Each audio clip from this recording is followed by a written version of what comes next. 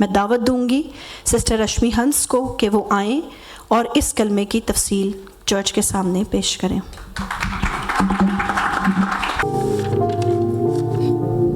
مسیح یسوع کے زندہ اور جلالی نام میں آپ سب کی سلامتی ہو۔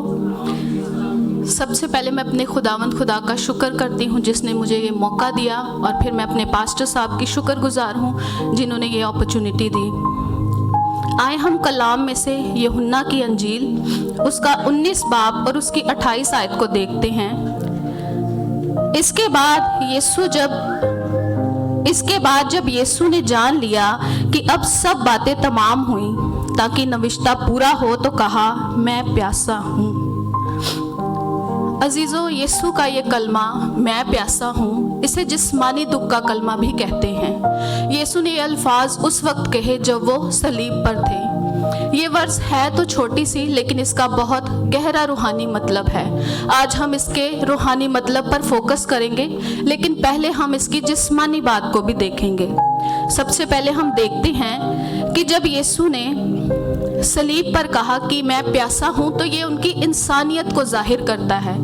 جب یسوع نے ہماری خاطر دکھ سہا، کوڑے کھائے، کانٹوں کا تاج پہنا، اپنا خون بہایا، تب ان سب دکھوں کی وجہ سے انہیں پیاس لگی۔ جب انہیں ان سب دکھوں کی وجہ سے پیاس لگی تو یہ پیاس ان کے انسان ہونے کو بتاتا ہے۔ جب ساری دنیا کے پاپ یسوع نے اپنے اوپر اٹھا لیے اور کچھ وقت کے لیے باپ سے جدائی سہی کیونکہ باپ گناہ کو دیکھ نہیں سکتا، تب یسوع مکمل طور پر انسان کی صورت میں تھے، جس کے لیے ہم بائبل میں سے ایک حوالہ دیکھیں گے۔ فلپیوں کا خط اس کا 2 باب اس کی 7 اور 8 آیت، جس میں یوں لکھا ہے، بلکہ اپنے آپ کو خالی کر دیا اور آدم کی صورت اختیار کی اور انسانوں کے مشابہ ہو گیا اور انسانی شکل میں ظاہر ہو کر اپنے آپ کو پست کر دیا اور یہاں تک فرما بردار رہا کہ موت بلکہ صلیبی موت گوارا کی۔ عزیزو، یہ حوالہ ہمیں بتاتا ہے کہ یسوع ہماری خاطر انسان بنے، ہماری ہی خاطر انہوں نے دکھ سہا اور ہماری ہی خاطر انہوں نے صلیبی موت گوارا کی۔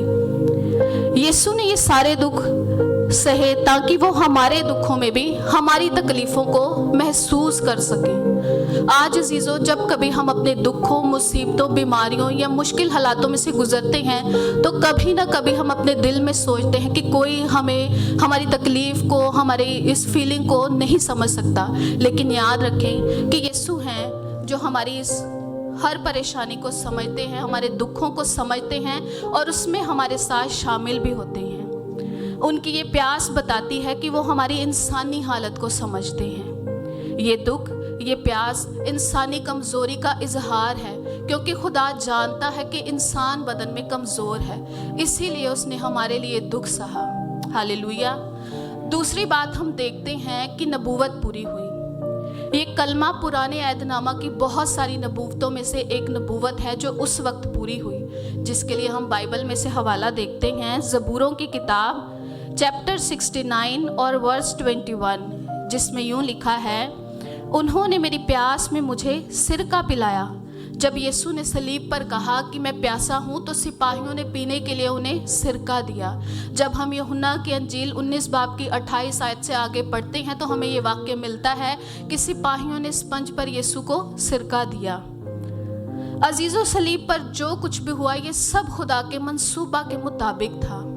یہ نبوت اسی لیے پوری ہوئی تاکہ لوگ جان جائیں، لوگ سمجھ سکیں کہ جو مسیحا آنے والا ہے وہ یہی ہے۔ اسی لیے یہ نبوت پوری ہوئی اور خدا کا کلام جو اس نے کئی سال پہلے کیا تھا وہ اس وقت پورا ہوا۔ ہاللیلویا۔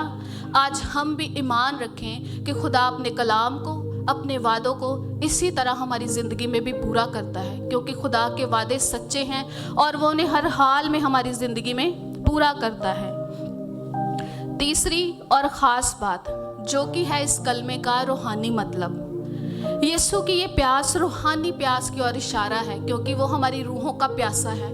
وہ ہمیں اپنے پاس بلاتا ہے، وہ چاہتا ہے کہ ہم اس کے قریب آئیں۔ مسیح کی یہ پیاس عزیزو ہمیں ایک اور بات کی اور لے چلتی ہے جو کہ ہے انسان کی روحانی پیاس۔ آج بہت سے لوگ اپنی روحانی پیاس کو بجھانے کے لیے اپنے پیسے کا، اپنی پاور کا یوز کرتے ہیں یا بہت سے جتن کرتے ہیں، लेकिन उनकी रूहानी प्यास नहीं बुझती। वो लगातार अपने अंदर एक खालीपन को महसूस करते रहते हैं, क्योंकि कोई पैसा या कोई चीज़ हमारी रूहानी प्यास को बुझा ही नहीं सकती। सिर्फ और सिर्फ यीशु ही हैं जो हमारी रूहानी प्यास को बुझा सकते हैं। अजीज़ों, जिस तरह बदन को पानी की ज़रूरत है, उसी तरह हमारी रूह को खुदा की ज़रूरत है। इसीलिए यीशु ने हमारी रूहानी प्यास को बुझाने के लिए सलीब पर कुर्बानी दी। वो ही हमारी प्यास बुझाने वाला ज़िंदगी का पानी है। इस रूहानी प्यास का एक एग्जाम्पल हम बाइबल में से देखते हैं, जो कि है सामरी औरत का एग्जाम्पल। आए हम यूहन्ना की अंजील और उसकी 4 बाब में देखते हैं। जब यीशु ने सामरी औरत से पानी मांगा तो उसने नहीं दिया, लेकिन यीशु जवाब में उसे कुछ कहते हैं।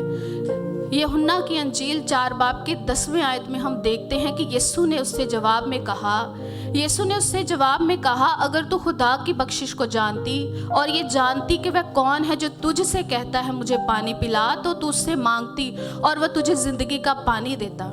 ये वर्स हमें साफ साफ बताती है कि वो ही ज़िंदगी का पानी देने वाला खुदावंद है। हालेलुया। अजीज़ों, आज हम सब अपनी रूहानी प्यास की तरफ ध्यान करें। हम जाने कि हमें खुदा की ज़रूरत है, उसके बगैर हम कुछ भी नहीं। बस हमें उसके पास आने की ज़रूरत है। जब हम इसी बाब की 14वीं आयत में देखते हैं तो वहाँ यूँ लिखा है, मगर जो कोई उस पानी में से पिएगा जो मैं उसे दूंगा, वो अब तक प्यासा ना होगा, बल्कि जो पानी मैं उसे दूंगा वो उसमें एक चश्मा बन जाएगा जो हमेशा की ज़िंदगी के लिए जारी रहेगा। अजीज़ों, ये बात हमें सिखाती है कि जब हम सैर हो जाते हैं तो हम उसमें एक चश्मा बन जाते हैं। यानी जब हमारी रूहानी प्यास बुझ जाती है तो हम दूसरों को भी उनकी रूहानी प्यास बुझाने में मदद कर सकते हैं। हम उन्हें भी मसीह की मोहब्बत के बारे में बता सकते हैं, ताकि वो भी रूहानी तौर पर सैर और आसूदा हो सके, वो भी खुदा के करीब आ सके। अजीज़ों, यीशु का ये कलमा मैं प्यासा हूँ हमें बहुत गहरी सच्चाई बताता है। ये हमें यीशु के इंसान होने, नबूवत के पूरा होने, मसीह की रूहानी प्यास और इंसान की रूहानी प्यास के बारे में बताता है। आज अगर हम में से कोई भी अपनी रूहानी प्यास को महसूस कर रहा हो तो यीशु के पास आएं। वो हमें ज़िंदगी का पानी देगा जो हमेशा के लिए हमारी रूहानी प्यास को बुझा देगा। यीशु ने सलीब पर अपनी प्यास का इजहार किया ताकि हमारी रूहानी प्यास बुझ सके। आज सिर्फ हमें उसके पास आने की ज़रूरत है ताकि हम नजात और ज़िंदगी को पा सके।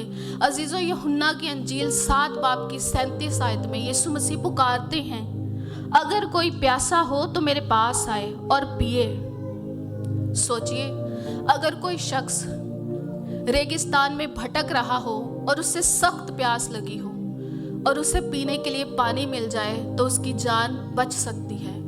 इसी तरह इंसानी रूह भी गुनाह के रेगिस्तान में भटकती है, और जब यीशु जो ज़िंदगी का पानी है उससे मिल जाता है तो उसकी जान नजात पा जाती है, ज़िंदगी पा जाती है। हालेलुया।